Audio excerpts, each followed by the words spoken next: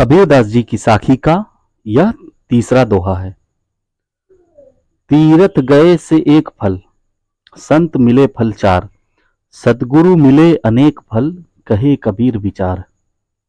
कबीरदास जी ने इस दोहे में तुलना किया है। किसकी तुलना?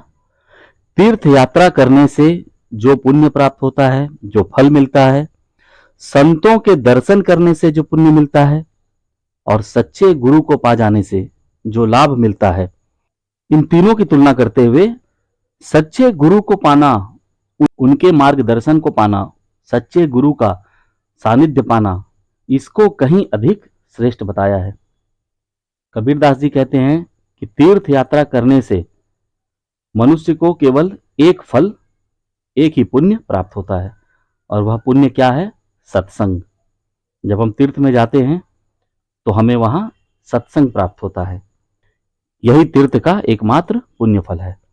जबकि संतों का सानिध्य पाने से हमें चार फल मिलते हैं।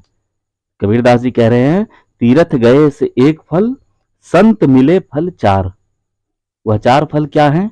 धर्म, अर्थ, काम और मोक्ष। सतगुरु मिले अनेक फल, कहे कबीर विचार।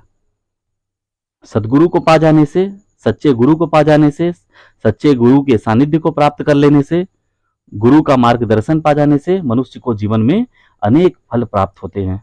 सदगुरु हमारे जीवन के अंधकार को मिटाकर हमें ईश्वर से साक्षात्कार कराते हैं, अज्ञानता का नाश करते हैं, आत्मज्ञान प्राप्त होती है। हमें सदगुरु के माध्यम से हमें परम शांति मिलती है, मोक्ष मिलता है। तो इसीलिए कह रहे हैं कि सदगुरु के मिलने से अनेक फल मिलते हैं, अनेक प्रकार के आत्मिक और आध्यात्मिक लाभ हम पाते हैं सदगुरु के पा जाने से। यहाँ कबीरदास जी कह रहे हैं कि सदगुरु मिले अनेक फल, कहे कबीर विचार। अतः इन बातों को कबीरदास जी भली भांति विचार करके ही कह रहे हैं, यूं ही नहीं कह रहे हैं। उन्होंने इस बात पर भली भांति विचार किया है, सोचा समझा है, तभी वे यह कह रहे हैं। इस दोहे में कबीरदास जी ने स्पष्ट शब्दों में तीर्थों में भ्रमण करने की अपेक्षा और संतों के दर्शन करने की अपेक्षा सदगुरु की प्राप्ति को ही श्रेष्ठ और सार्थक बताया है। कबीरदास जी ने सच्चे गुरु का सानिध्य पाना, सच्चे गुरु का मार्गदर्शन पा जाने को ही सर्वोपरि कहा है। कबीरदास जी की ऐसी अनेक रचनाएं हैं जिनमें उन्होंने सदगुरु की महिमा का गुणगान किया है, और कहीं तो उन्होंने सच्चे गुरु को ईश्वर से भी श्रेष्ठ बताया है। वे कहते हैं, गुरु गोविंद दोऊ खड़े, काके लागू पाए, बलिहारी गुरु आपने, गोविंद दियो बताए।